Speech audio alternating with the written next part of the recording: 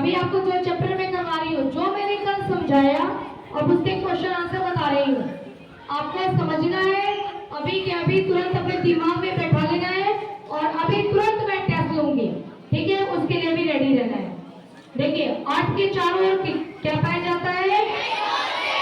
पहले मुझे बोलने दो फिर आप लोग बोलना, है ना? क्या पाया जाता है? एटमॉस्फेयर। अब आप लोग बोलो क्या पाया जाता है? एटमॉस्फेयर। हमारे आपके बीच में क्या है? एटमॉस्फेयर।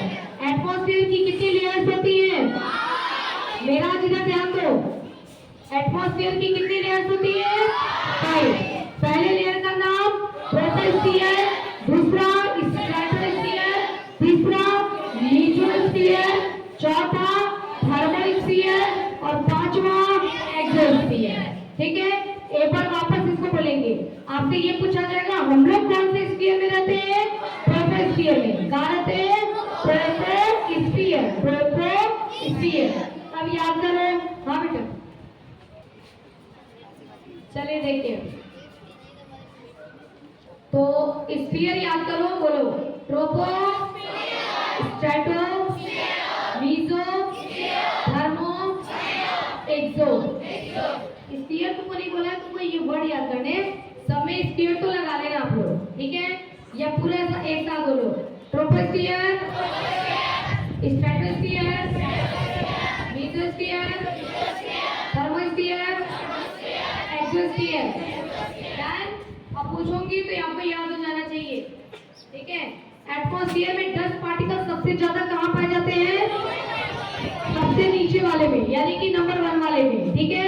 और नंबर 1 वाला क्या है? ट्रोपोस्फियर। सबसे ज्यादा डस्ट पार्टिकल्स कहाँ है?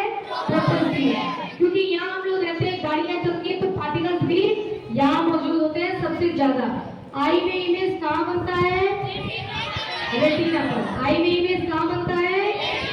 रेटिना पर। जब आंखों में लाइट ज्यादा आती है, जब आंखों में लाइट ज्यादा आती है तो स्टार कैसे दिखाई देते हैं? ब्राइट, चमकीले दिखाई देंगे। समझाया था मैंने, समझ में आ गया था ना? जब आंखों में लाइट ज्यादा आएगा तो स्टार कैसा दिखाई देगा? ब्राइट दिखाई देगा। और जब लाइट कम आएगा तो कैसा दिखाई देगा? डिम दिखाई देगा। तो कभी ब्राइट कभी डिम, कभी ब्राइट कभी डिम। देखो इसको मैं ऐसे दिखा रही हूँ, ये क्या है? ब्राइट। ये क्या है? डिम।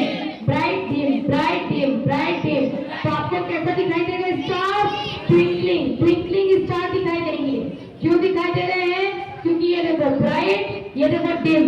ज्यादा लाइट आई, कम लाइट आई, ज्यादा लाइट आई, कम लाइट आई, है ना? तो ब्राइट और डिम, ब्राइट और डिम, ब्राइट और डिम। तो कैसा स्टार होगा? Twinkling star. Okay done. उसके बाद कभी लाइट डिम आती है और कभी ज्यादा लाइट आ रही है और कभी कम आ रही है। उसके पीछे का कारण एटमॉस्फेरिक रिफ्रैक्शन। बोल के देखिए सब, एटमॉस्फेरिक रिफ्रैक्शन, एटमॉस्फेरिक रिफ्रैक्शन।